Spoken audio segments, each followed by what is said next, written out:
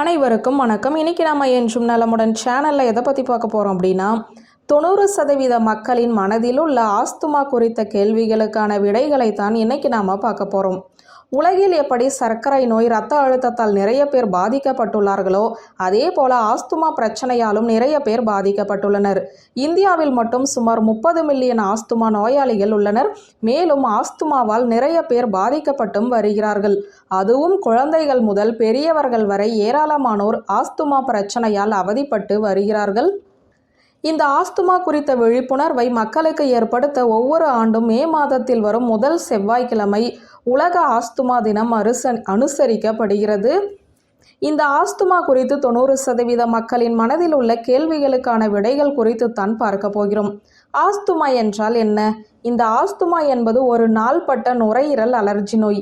இந்த நோயால் பாதிக்கப்பட்டவர்கள் சுவாசிப்பதில் சிரமத்தை சந்திக்க நேரிடும். ஆஸ்துமா உள்ளவர்களுக்கு சுவாச குழாய்கள் எரிச்சலடைந்து குறுகியோ அல்லது சுவாசிப்பதில் தடையை ஏற்படுத்தும் போது நிலைமை மோசமாக இருக்கும். ஆஸ்துமாவால் சந்திக்கும் பிரச்சனைகளுக்கு முக்கிய காரணம் நுரையீரல் மற்றும் சுவாச குழாய்கள் மிகவும் சென்சிட்டிவாக இருப்பதுதான். இந்த ஆஸ்துமா பிரச்சனையால் பாதிக்கப்பட்டவர்கள் இருமல், மூச்சு திணறல், சுவாசிப்பதில் சிரமம் மற்றும் நெஞ்சு பகுதியில் இறுக்கம் போன்ற அறிகுறிகளை சந்திக்க நேரிடும். ஆஸ்துமாவின் அறிகுறிகளை ஒருவர் சந்தித்தால் அதை புறக்கணிக்காமல் உடனே மருத்துவரை அணுகி சிகிச்சை பெற வேண்டும். குறிப்பாக குழந்தைகளுக்கு அறிகுறிகள் தெரிந்தால் உடனே மருத்துவரிடம் செல்ல வேண்டும். இந்த ஆஸ்துமா ஒருவருக்கு எதனால் ஏற்படுகிறது என்பதற்கான சரியான காரணம் இன்னும் தெரியவில்லை.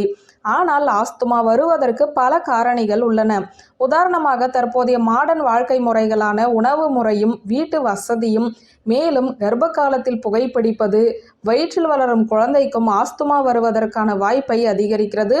டிராஃபிக் மாசுபாடுமே ஆஸ்துமாவை உண்டாக்கும் என்பதற்கான எந்தவித சான்றுகளும் இல்லை. ஆனால் மோசமான காற்றின் தரம் ஆஸ்துமா பிரச்சனைகளை மேலும் மோசமாக்கும்.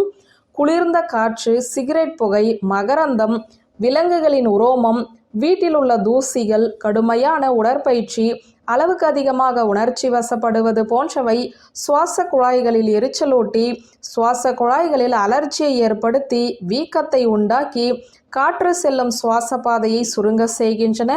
ஆனால் ஆஸ்துமாவால் பாதிக்கப்பட்ட ஒவ்வொருவருக்குமே வெவ்வேறு காரணங்கள் வரலாம். இந்த ஆஸ்துமாவை முழுமையாக குணப்படுத்த முடியாது. இருப்பினும் ஆஸ்துமாவை சரியான சிகிச்சையின் மூலம் கட்டுப்பாட்டில் வைத்துக் கொள்ளலாம். ஆஸ்துமாவால் பாதிக்கப்பட்டவர்கள் மருத்துவர்கள் பரிந்துரைக்கும் மருந்துகளை பயன்படுத்துவதன் மூலம் அதன் அறிகுறிகளை கட்டுப்படுத்தலாம்.